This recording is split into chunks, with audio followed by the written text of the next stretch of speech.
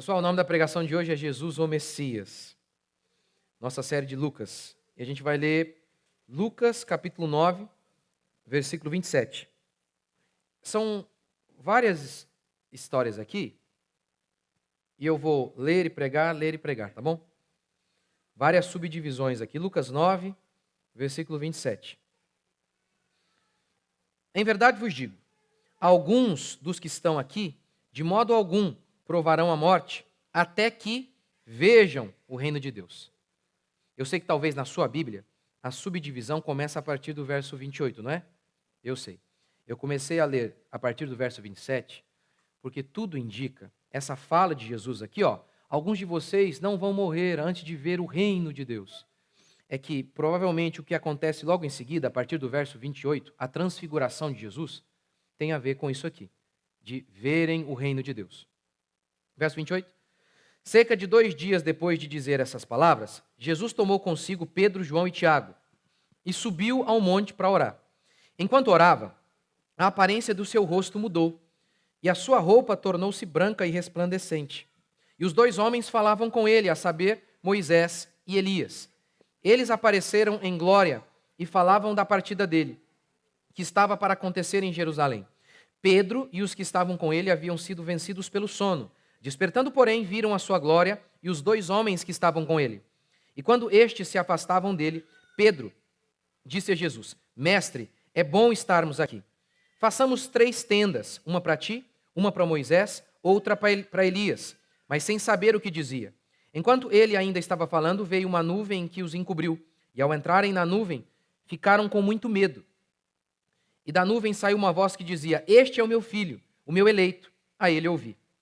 Depois que se ouviu a voz, Jesus ficou sozinho e eles se calaram. E durante aqueles dias não contaram a ninguém nada do que viram. Então vamos começar assim: Jesus é o Messias. Há muitos elementos aqui que eu acredito nem eu nem ninguém são capazes de responder. Há muitas dúvidas aqui sobre, por exemplo, Elias e Moisés estavam ali. Elias nós sabemos. Elias, ele não morreu, ele foi tomado por Deus. Moisés, sabemos, morreu.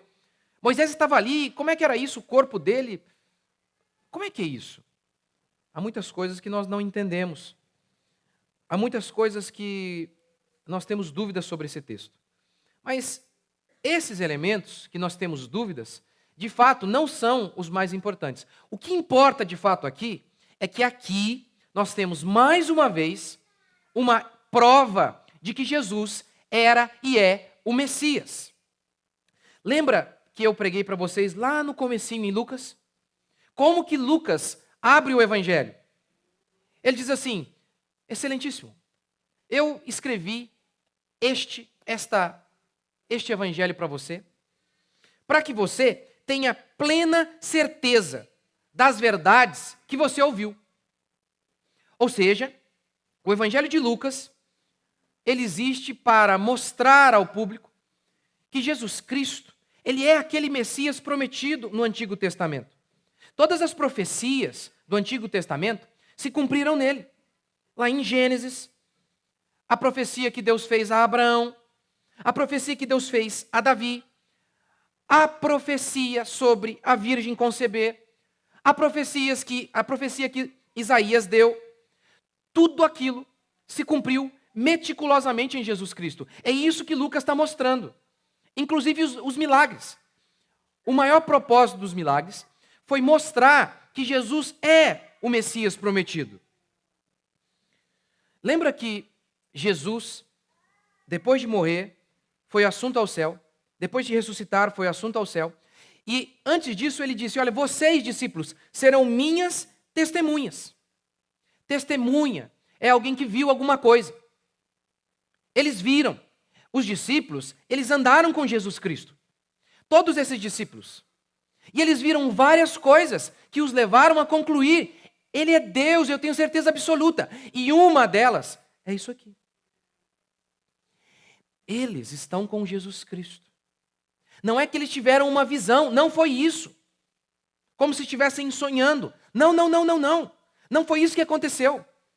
O que o texto bíblico diz é que Jesus se transformou diante deles. Um milagre notório, evidente, sem sombra de dúvida alguma, visto não por um, por dois, mas por três. Foi isso que aconteceu. Pedro, então, quando ele foi crucificado de cabeça para baixo, por confiar em Cristo Jesus, por dizer que Jesus é Deus, ele se lembrou de tudo que ele viu. Ele se lembrou de Jesus andando sobre as águas. Ele se lembrou de Jesus multiplicando os pães para uma multidão. Ele se lembrou de Jesus ressuscitando a filha de Jairo. Ele viu todas essas coisas. Ele se lembrou do dia em que Jesus se revelou a eles em poder e glória. E eles ficaram assustados. E eles ouviram uma voz que disse claramente: este é o meu filho, este é o Messias. Eles tiveram, portanto, todos os sinais, todas as provas de que Jesus é Deus. É por isso, então, que eles morreram por Cristo. Por conta de tudo aquilo que eles viram. E aí, mais uma vez, pela milésima vez, eu digo a vocês: os discípulos mentiram. O que levaria alguém a mentir para perder tudo? Eles perderam tudo. Mas por que eles eram tão convictos? Porque na hora que a espada romana veio sobre seus pescoços, porque eles disseram: pode me matar, mas eu não vou negar o fato de que Jesus é Deus. Eu não vou negar. Por quê? Porque eles tiveram milhões de provas. E aqui nós temos mais uma. Eles estão testemunhando para nós. Nós o vimos.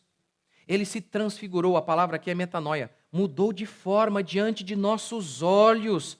Nós o vimos. Então, ele foi nós ouvimos uma voz no meio das nuvens dizendo: ele é o Messias. Nós nos lembramos disso, nós vimos isso claramente.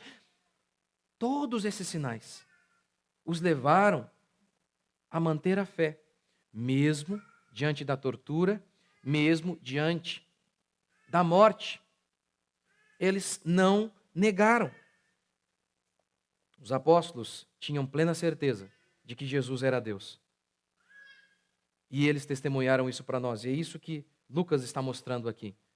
A nossa fé não é baseada, como diz Pedro, a nossa fé não é baseada em fábulas inventadas. Mas ele diz assim, mas nós fomos testemunhas oculares, que vem aqui mesmo, dos seus olhos. Nós o vimos, diz Pedro. Nós o vimos.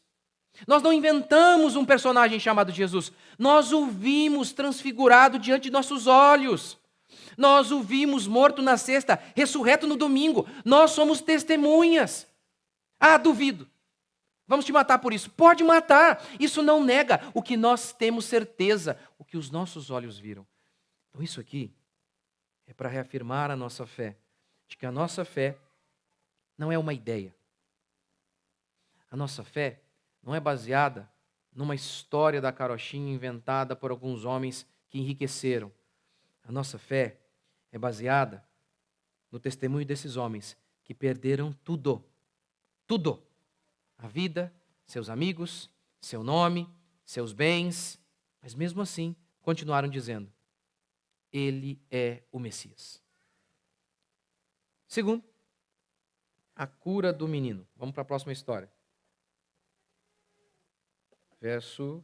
Lucas 9. Verso 37. No dia seguinte, quando desceram do monte, uma grande multidão foi ao encontro dele. E um homem na multidão clamou: Mestre, peço-te que olhes com atenção para meu filho único. Pois um espírito o domina, fazendo-o gritar subitamente, provoca-lhe convulsões até fazê-lo espumar pela boca.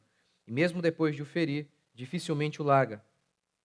E roguei a teus discípulos que o expulsassem, mas eles não conseguiram. Jesus disse: ó geração incrédula e perversa.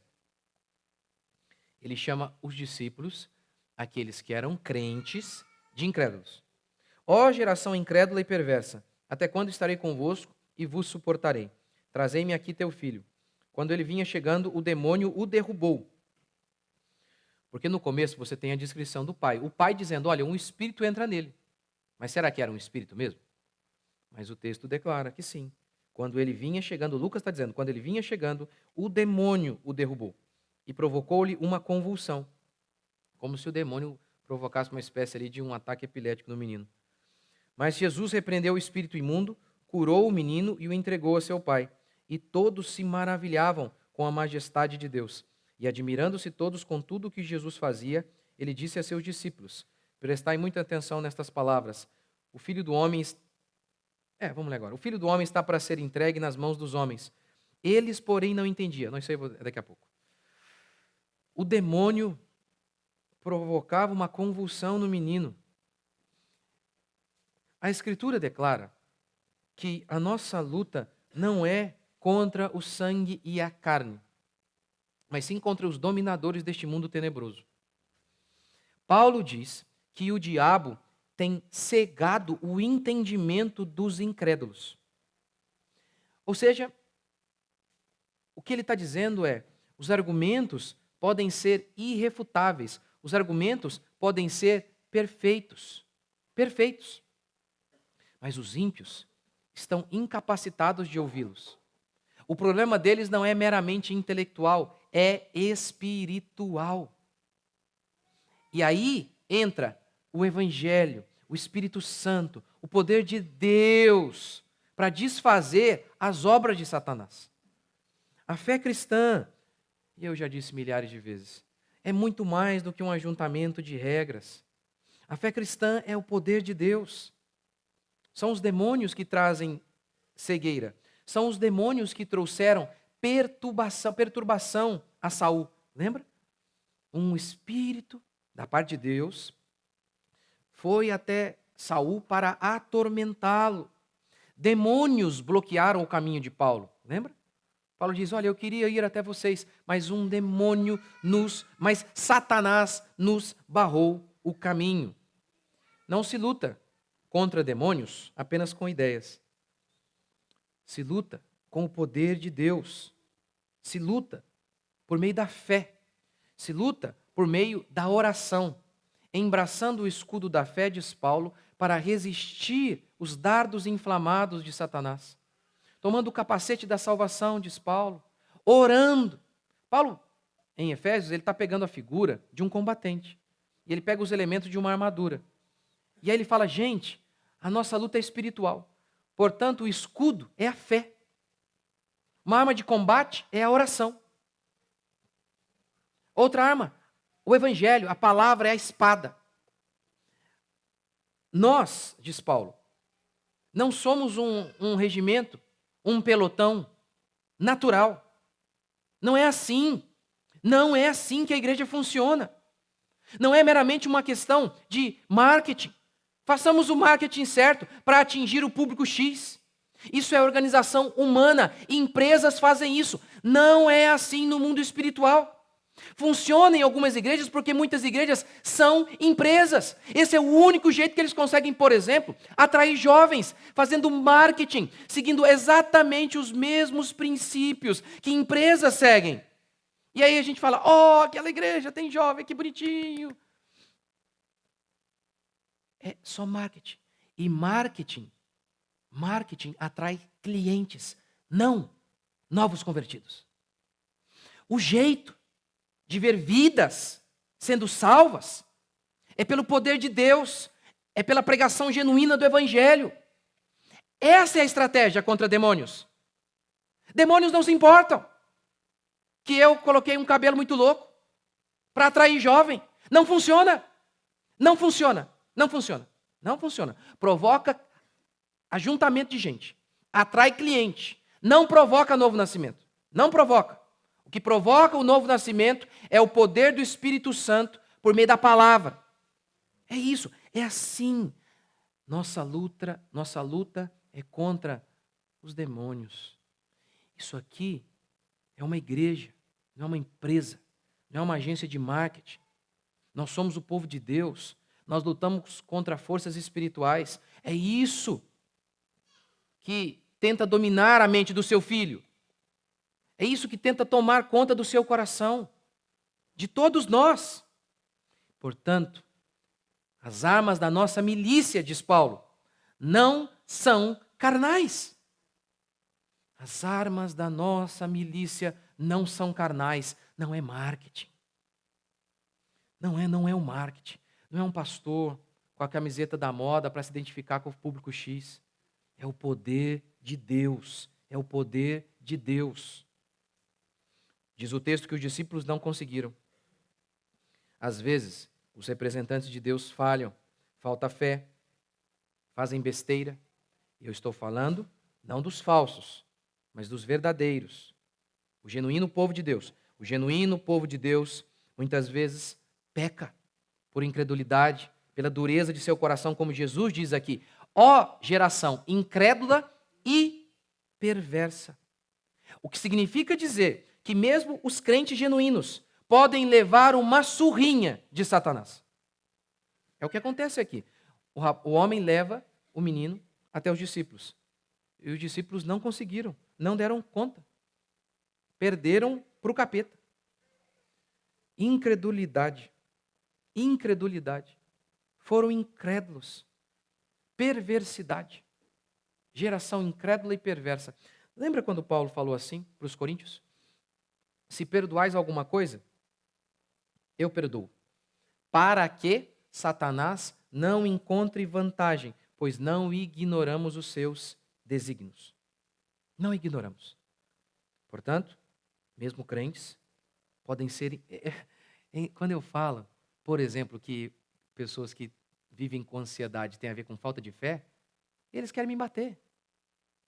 Eles ficam ofendidos. Não, mas eu sou crente, eu fui batizado. E daí? Abraão é o pai da fé. E diz a Bíblia que um dia ele foi incrédulo. Pedro, um homem de muita fé, duvidou quando o vento bateu nele, ele afundou. Que negócio é esse? Que negócio é esse que nós não podemos apontar o dedo mais e falar, você está pecando, rapaz? Arruma a sua vida. Que geração mais frouxa é essa? Que quando o pastor abre o texto, explica o texto e diz, vocês estão sendo incrédulos, ele diz, é uma geração Nutella mesmo. É uma geração que ouviu tanto sobre autoestima, que quando alguém diz, você está errado, você está pecando, aí eles dizem, jamais. Não, Paulo diz, perdoem para que Satanás não alcance vantagem. Jesus afirma, incrédulos e perversos, falando de seus apóstolos, incrédulos e perversos. E por isso Satanás estava os subjugando. Terceiro, os discípulos não entenderam. Verso 44. Prestai muita atenção nestas palavras. O Filho do Homem está para ser entregue nas mãos dos homens. Eles, porém, não entendiam essas palavras. Como assim, gente? Eu vou ser entregue, eu vou morrer. Aí diz o texto, não entendo. Como é que me explica um negócio desse, gente? A sintaxe aqui está difícil? A palavra complexas? Como assim? Não entendem. Não entendiam essas palavras, o sentido delas estava encoberto para que não compreendessem e temiam perguntar-lhe a respeito. O Antigo Testamento era claro sobre as profecias em relação ao Messias. Isaías diz explicitamente assim, ó. Todavia, ao Senhor agradou moê-lo, o castigo que nos traz a paz estava sobre ele. Lá no Antigo Testamento, várias e várias vezes foram feitas profecias. Ou melhor, o templo e aqueles cordeiros que morriam todos os dias eram a grande profecia sobre o Messias. O cordeiro anunciava que um dia viria um cordeiro para morrer em favor do povo. As profecias eram abundantes no Antigo Testamento, anunciando que o Messias deveria morrer. Para salvar o seu povo, o Messias deveria morrer. Lembra quando os sacerdotes dizem, quando Jesus está sendo julgado, um deve morrer em favor da nação? Aí o texto diz, isso aconteceu, foi dito para que se cumprisse a profecia. Eram recheadas as profecias do Antigo Testamento sobre o fato de que o Messias deveria morrer. Mas diz o texto, mesmo diante de tantas profecias, mesmo diante de Jesus falando explicitamente sobre isso, o texto bíblico diz que eles não compreendiam. Por quê? Primeira explicação, porque o texto, isso estava coberto deles. Primeiro, a dureza de coração, a incredulidade, os nossos pecados. Esse é sempre o primeiro motivo. E o segundo, associado a isso, uma cultura errada. Havia em Israel uma interpretação muito errada do Messias. Eles pensavam que o Messias seria um Messias político, que viria para destronar César, tirar César do trono e restabelecer o reino de Israel naquela época. O reino humano, natural. Porque havia várias profecias falando sobre o reinado do Messias. Mas eles não entenderam que o reinado do Messias era espiritual, como Jesus diz: o meu reino vem não com visível aparência. O meu reino não é deste mundo, ele disse. Eles não entenderam isso. Então havia essa interpretação errada, inclusive por parte dos discípulos, de que Jesus viria para viver, mas o grande foco dele era morrer, para salvar o povo. E ele será chamado Jesus, como diz o anjo, porque ele salvará o povo do Império Romano? Não, diz o anjo, porque ele salvará o povo de seus pecados. E o modo disso acontecer é através da morte. Mas uma cultura errada, um entendimento espalhado por todos os lados, levou o povo a não entender palavras simples. É o que acontece hoje também. Nós, muitas vezes, lemos os textos e são textos claros, são textos evidentes, mas a gente fala, não entendo, não sei, é polêmico. Não, não é. Não é polêmico. É que nós estamos tão absorvidos pela cultura vigente, amamos tanto o que a cultura nos ensinou durante toda a vida, que lemos um texto e aí buga a cabeça, trava a cabeça. Só para citar um exemplo, que é o mais simples para mim, que é do pastorado feminino. Não é perseguição, não, é só porque é o mais fácil de explicar. É um dos textos mais claros da Bíblia. A ordem é muito direta. Não permite que a mulher ensine nem exerça autoridade de homem. E aí Paulo explica por que primeiro foi formado Adão. Aí o pessoal fala, não, isso era para a cultura da época, por causa dos gregos. Não, mas Paulo diz, não permito que a mulher ensine nem exerça autoridade de homem, por quê? Conjunção explicativa, por quê? Vai dar a causa agora. Qual é a causa, Paulo, dessa proibição? Porque primeiro foi formado Adão. Não tem nada a ver com a Grécia. Ele remete ao Éden. Não tem nada a ver. O texto é claro. Não há uma pastora sequer em toda a Bíblia. Nunca houve uma sacerdotisa. Mas eles leem... Como é que é? O texto é claro. Há passagens difíceis na Escritura, como, por exemplo, sobre escatologia. Não é o caso desse texto. Mas não entendem. Mas o que vale para esse texto, vale para todos os outros. Quando amamos demais a cultura, queremos agradar o pessoal de nossos dias, os homens de nossos dias, não conseguimos ler. Não conseguimos. Você sabe quantas vezes as pessoas já chegaram aqui para mim e falaram assim: pastor, eu faço isso aqui, pode ficar na igreja? Eu tenho esse hábito aqui. O que ele está me dizendo, sabe o que ele está falando para mim? Exatamente assim, eu não estou aberto para conversa. Eu não quero saber. Eu gosto disso aqui e eu vou ficar com isso aqui. Pode? O que eu faço geralmente é, olha, eu sei que as pessoas são assim, elas são duras, a gente tem que ter paciência. Qual de nós não foi pecador assim, não foi tão tolo assim? Nós somos ainda tolos. Então eu falo, olha, fica aí, meu querido, e vai ouvindo. Mas, por quê? Porque a gente tem que ter paciência. A gente tem que ter paciência. Então, mas muitos pastores fazem assim. Como é que é? Então, se eu discordar, ele vai embora, ele não volta mais. Não tem problema. A gente acabou de mudar. É permitido a partir de agora. Então, eu sei, as pessoas não vão mudar do dia para a noite. Então, a gente tem que conciliar misericórdia, ter paciência com elas. E muitos assuntos, elas não vão aceitar de cara. E a gente não vai, como derrubar tudo na cabeça deles no dia para a noite. Não, eles vão ouvindo um dia, outro e outro. Então, a gente pode ser misericordioso, mas, ao mesmo tempo, ensinar o que é correto. A gente pode ter paciência com as pessoas, assim como Deus tem com a gente, e ensinar dia após dia. Mas a gente não pode falar assim, Então tá bom. Isso aí é correto. A gente pode ter paciência e ensinar dia após dia. Quer ver um exemplo? As pessoas chegam na igreja com a roupa indecente. E eu não falo, ó, amanhã você volta aqui corretamente, senão você nunca mais entra.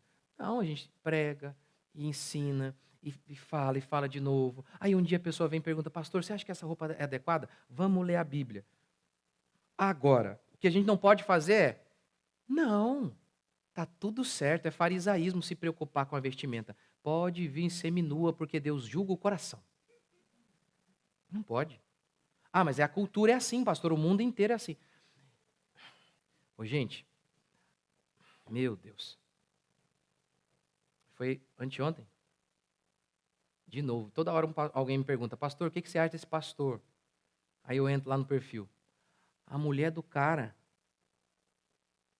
Eu falei, gente, meu Deus.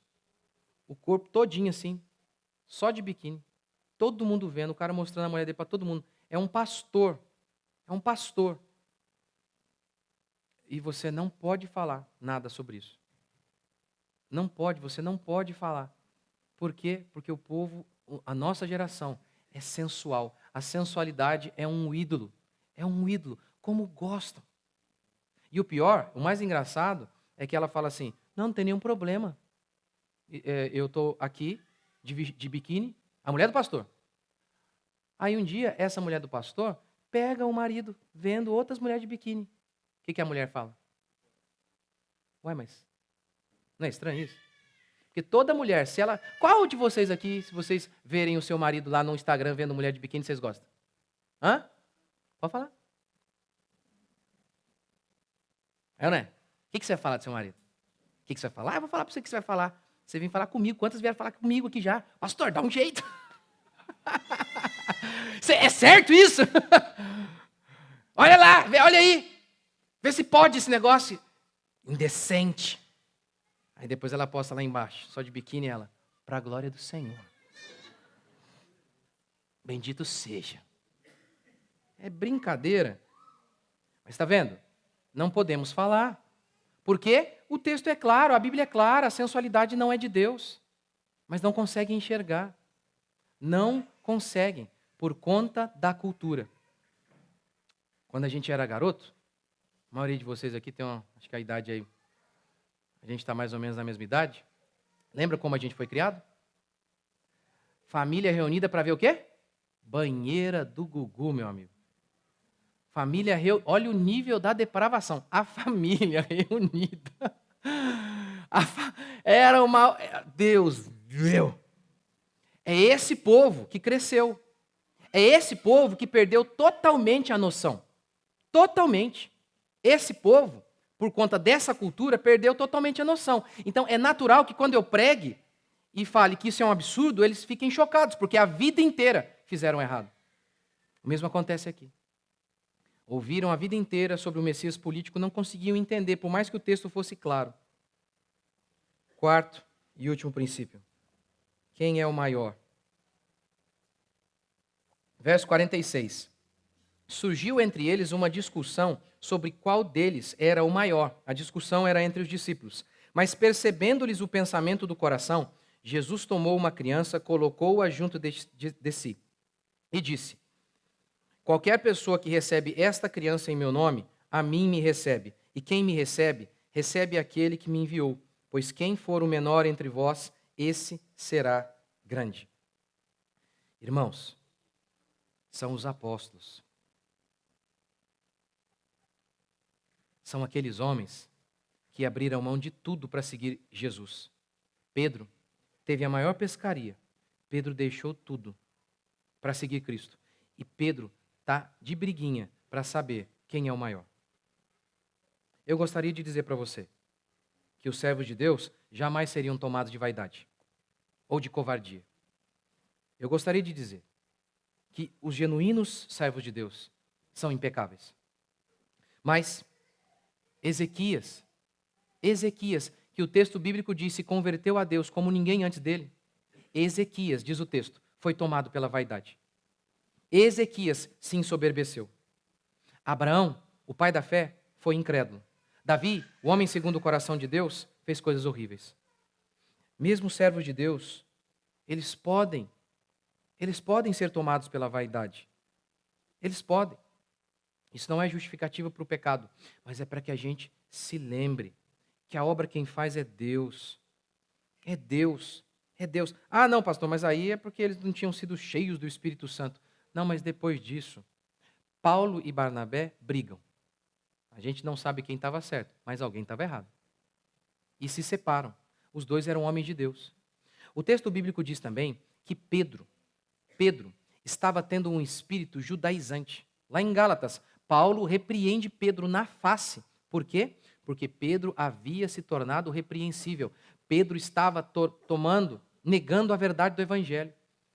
Ele estava sendo dissimulado. Paulo acusa Pedro de ser dissimulado. O apóstolo Pedro, cheio de Deus, foi cheio do Espírito lá em Atos 2, estava sendo dissimulado. Então, às vezes, mesmo um homem de Deus erram. É uma caminhada longa. Eu não estou falando aqui de pastores que são ladrões que vivem em pecado. Mas mesmo esses apóstolos, que eram homens de Deus, que abriram mão de tudo, eles ainda precisavam lutar contra a vaidade. O mesmo se dá comigo, o mesmo se dá em relação a qualquer homem de Deus. Qualquer homem de Deus. Nós vamos errar. Nossa, vou contar uma rata que eu dei aqui esses dias. Ah, vou contar não. Não, vou contar sim. Meu Deus. Não é nada tanto grandioso, né? Mas a irmã falando que estava no restaurante, a irmã falando aqui sobre um restaurante. Aí eu, horrível, não presta. Aí ela ficou assim, né? 4 dias depois me contaram. Ela estava falando do restaurante que ela ia fazer o casamento dela. Imagina. Boca aberta que eu sou, né? Falo demais. E fui avisado assim, né? Fui avisado dessa maneira. Minha cunhada me falou. Você é boca aberta? Como eu? Eu fiquei pensando, gente, nossa, deve ter entristecido a irmã. Como que nós somos tolos e uma coisa tão simples. Meu Deus, como que a gente precisa crescer e se desenvolver tanto ainda em Deus e como que somos tão imperfeitos, como que muitas vezes chateamos pessoas, como que nós precisamos de graça. É isso que essa história quer mostrar. Nós carecemos de graça. Nós precisamos que Deus nos molde. E Deus, a sua obra, usa esses servos aqui que são fiéis, mas são falhos. São falhos. Esses servos infalíveis não existem. E a vaidade é essa coisa terrível. Terrível. Se a vaidade pegou esses homens, por que não poderia nos pegar? O texto bíblico diz que Jesus pega uma criança e coloca no meio. Qual é a ideia? Eles estavam brigando sobre poder. Quem é o maior? Aí pega uma criança. Não tem poder nenhum, não tem poder físico, financeiro.